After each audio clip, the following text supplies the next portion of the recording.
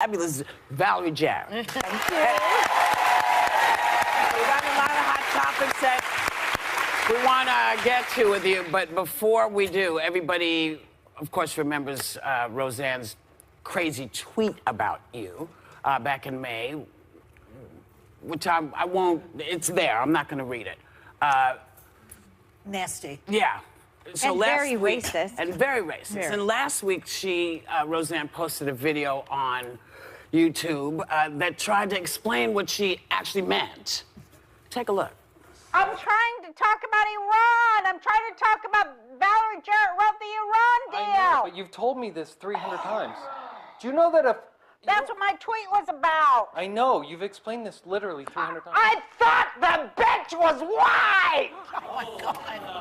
Oh My God. Poor Roseanne. She's really losing it. Poor Roseanne. Yeah, I mean, it's vicious what she said, but this girl's having a nervous breakdown. Well, does this clear anything up for anybody? Yeah.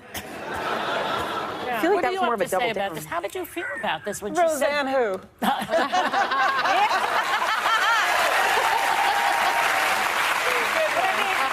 You had a reaction. Look, in all seriousness, as I've said before, I'm fine. I am just fine. And now, if one of you said something like that about me, that might hurt my feelings, but this isn't what keeps me up at night. What keeps me up at night are those families being separated on the borders. Right. Yes. Or our children going to, right? Yeah. Or our children who go to school worrying about whether or not they're going to be safe, and the parents who drop them off. I mean, these are the things that keep me up at night, not a racist tweet or a... single-handedly destroying the world? How about that? Yeah. So racist tweets and profane videos, no, not so much. Although this story has really taken off and it's not going anywhere. Roseanne is actually going to be sitting with Sean Hannity, I believe, tomorrow to give her first television interview since this all happened. What do you hope she says? Less is more. Okay. Yeah. Don't you think? Yeah. Because she has apologized. She apologized publicly. Did she apologize to you? For the profane video? I think it might have been. Look, as I said, I think there's just so many issues that are more important. I won't be watching. I hope you all won't be watching either. Yeah. Yeah. There you go. There you go. So, you know what I want to talk about with you? You know, Obama, the real president that we just had, thank you.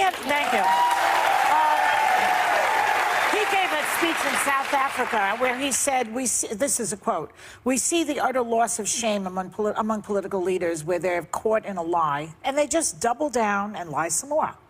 Now, you know, we know who he's talking about. He doesn't mention Trump's name in there. And I believe that we are in an emergency situation. People say, oh, Chicken Little, the sky is falling. I read the paper, I watch everything. I believe we're in a lot of trouble here that I've never seen before in my lifetime of any president. And I would like Obama to speak out against it, because I know it's bad form very often for a former president to speak about a sitting president, but this is an emergency. Well, you know what, Joey? It's not just bad form. I think his view is, and he said this as before he left office, it's time for all of us to step up. He's now a citizen just like all of you. Wow. And he's spending his time helping the next generation of leaders. And I don't think we should just look to his voice all the time. No, your voices are just as important. No, they're not.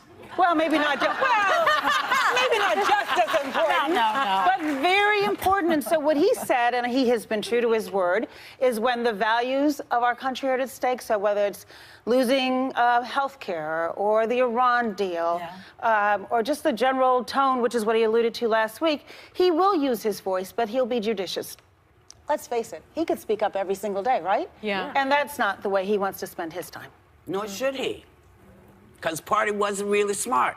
Our party wasn't really smart in the last 4 years. Yeah. Everybody That's right. from both parties need to vote, which is something that I'm going to be spending a lot of time on the next several years, I hope.